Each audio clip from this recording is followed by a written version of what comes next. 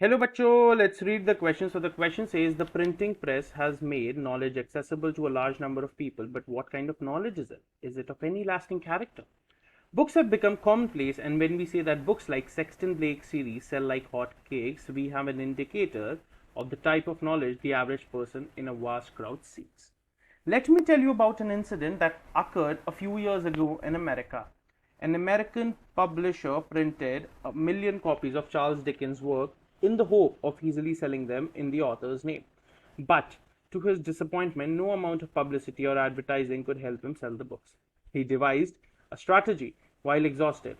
He tore off the cover pages, replaced the title with covers containing sensational love headings, and advertised the new books once more. All the books were gone in a week.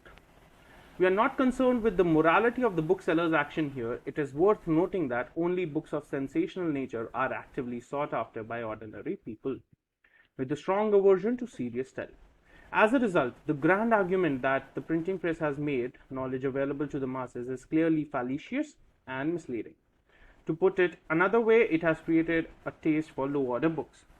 On the basis of your understanding of the passage, answer the following question.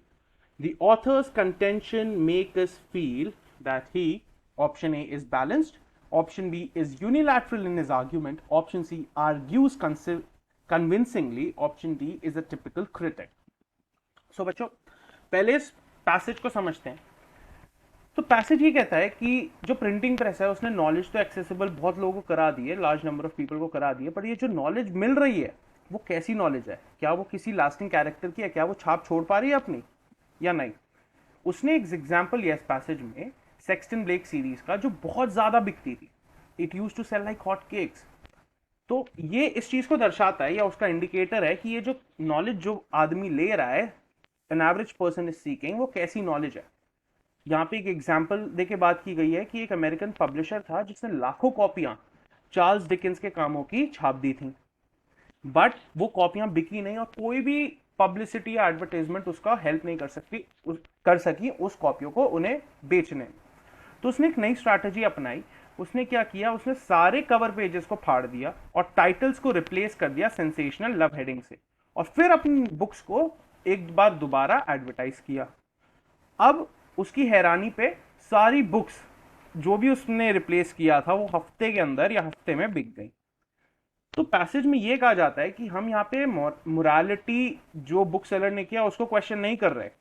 हम ये question कर रहे हैं या ये जानना चाहते हैं कि जो लोग हैं वो कैसी टाइप की बुक्स के पीछे भाग रहे हैं और कैसी टाइप की बुक्स को पढ़ना चाहते हैं रादर देन सीरियस स्टडी.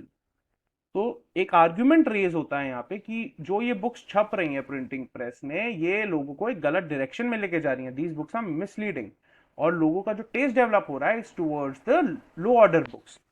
तो अब यहाँ पे पूछता है कि the author's contention make us feel that he. तो कंटेंशन का सबसे पहले बच्चों हमें मीनिंग पता होना चाहिए कि what do we understand the mean और what do you understand by contention. So contention basically means heated disagreement.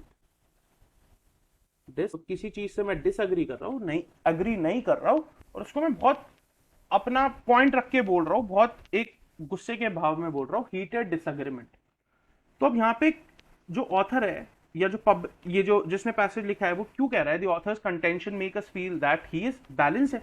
नहीं, कंटेंशन है तो बैलेंस तो वो हो ही नहीं सकता, तो ऑप्शन ए तो गलत हो गया. Is unilateral in his argument? नहीं, उसने कई हद तक ये भी बताया कि प्रिंटिंग प्रेस से लोगों को नॉलेज एक्सेसिबल हुई है मासेस को. Option C, argues convincingly. इसका मतलब क्या हुआ कि जब भी वो आर्ग्यू कर रहा है या कोई भी हमें पॉइंट दे रहा है या कोई भी आर्ग्यूमेंट अपना रख रहा है, वो उसके तर्क सारे बता रहा है. He is explaining what is good, he is also explaining what is bad. So the correct option would B argues convincingly. और ऑप्शन अगर डी की बात करें, इज अ टिपिकल क्रिटिक? नहीं, क्रिटिक नहीं है, क्योंकि उसने अच्छाइयां भी बताई हैं. क्रिटिक बुराइयां बताते हैं generally.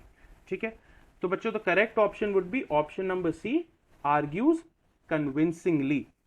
Argues convincingly. I hope you understood it well. Best of luck.